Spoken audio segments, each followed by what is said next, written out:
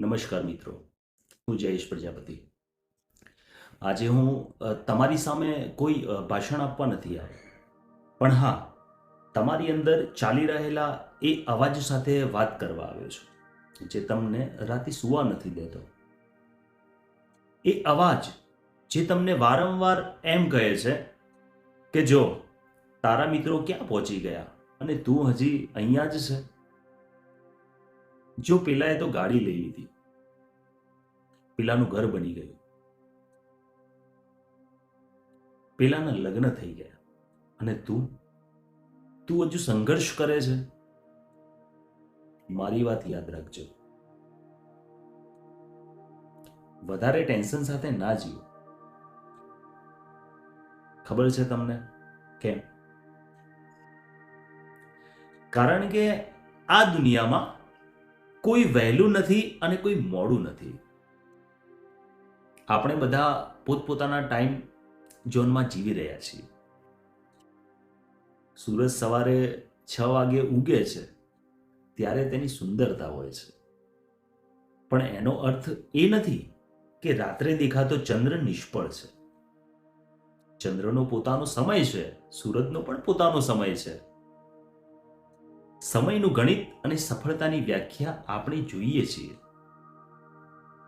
કે કોઈ 21 વર્ષની ઉંમરે ગ્રેજ્યુએશન થઈ ગયું અને સમાજને લાગે છે કે આ તો બહુ હોશિયાર છે, પણ એ જ વ્યક્તિને સારી નોકરી મેળવતા બીજા 10 વર્ષ નીકળી જાય છે. હવે બીજી બાજુ જોઈએ તો કોઈ એવો યુવાન છે જે ક્યારેય કોલેજ નથી ગયો, જેને લોકો ઠોઠ કહેતા હતા, પણ એ પોતાની મહેનતથી 25 વર્ષની ઉંમરે કરોડપતિ થઈને બેઠો છે. હવે તમે મને કહો, આમાં કોણ સાચું અને કોણ ખોટું? શું પેલો ગ્રેજ્યુએટ વાળો નકામો છે? ના.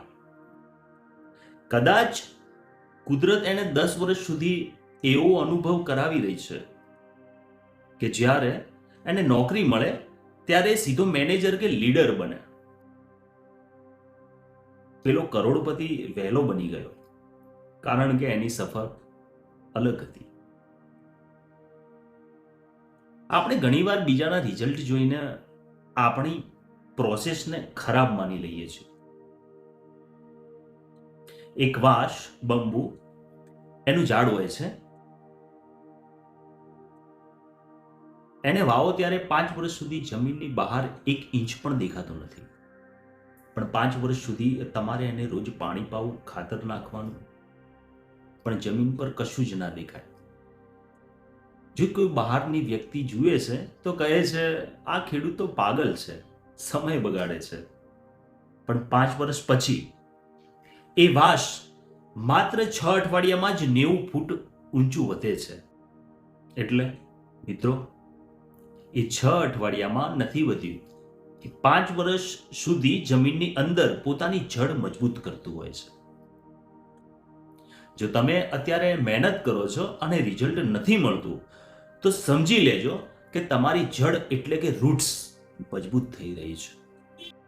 તમારો સમય જ્યારે આવશે ત્યારે તમારી ઊંચાઈ જોઈને દુનિયા દંગ રહી જશે.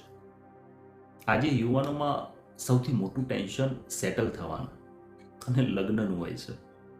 કોઈએ 25 વર્ષની ઉંમરે લગ્ન કરી લીધા કારણ કે ઘરના કહેતા હતા કે ઉંમર વધી જશે.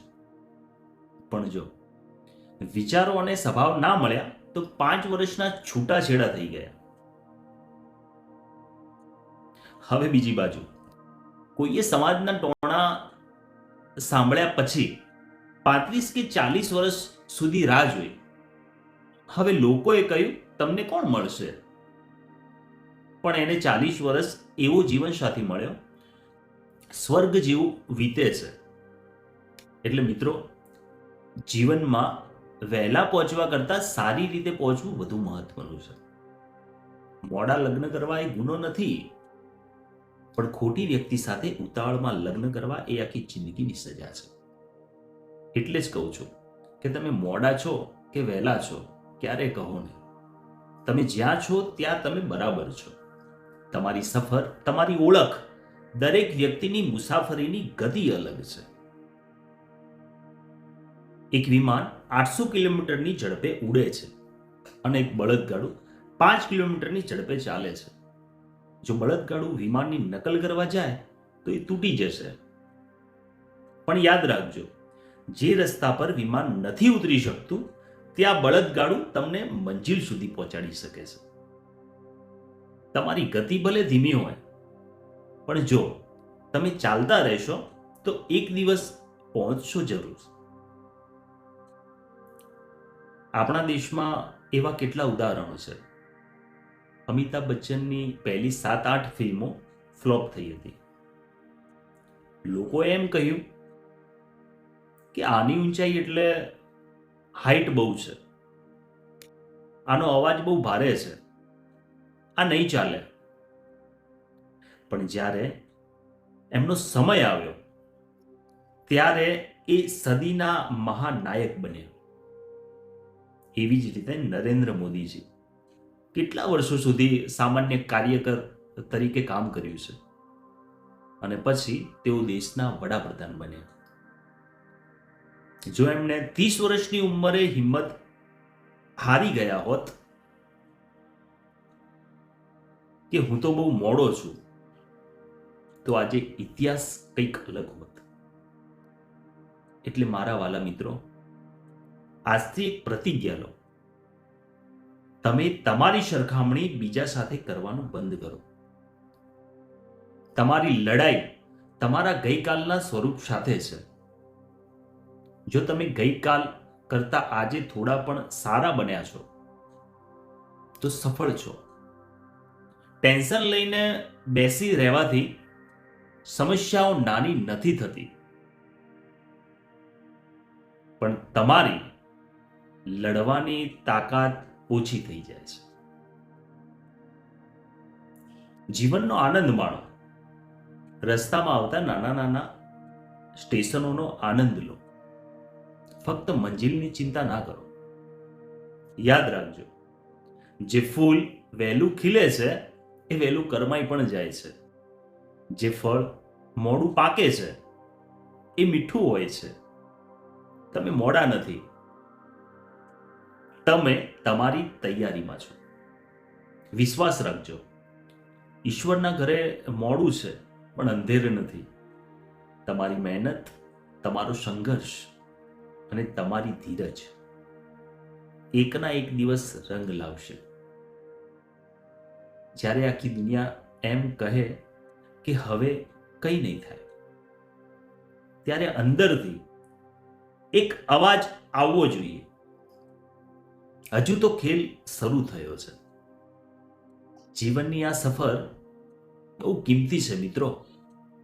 તેને ટેન્શનમાં વેડફી ના નાખો. હસો, રમો, મહેનત કરો અને શાંતિથી રાહ જુઓ, કારણ કે દરેકનો સમય આવે છે. આ વિડીયો તમને કેવો લાગ્યો કોમેન્ટમાં ચોક્કસ જણાવજો. તમારી કોમેન્ટ મને નવો વિડીયો બનાવવાની હિંમત આપે છે. જો ગમ્યો હોય તો મિત્રો શેર કરજો, અને આ ચેનલ પર તમે નવા છો તો સબસ્ક્રાઇબ કરવાનું ભૂલતા નહીં. મળીએ આવતા નેક્સ્ટ વિડીયોમાં. જય દ્વારકાધીશ.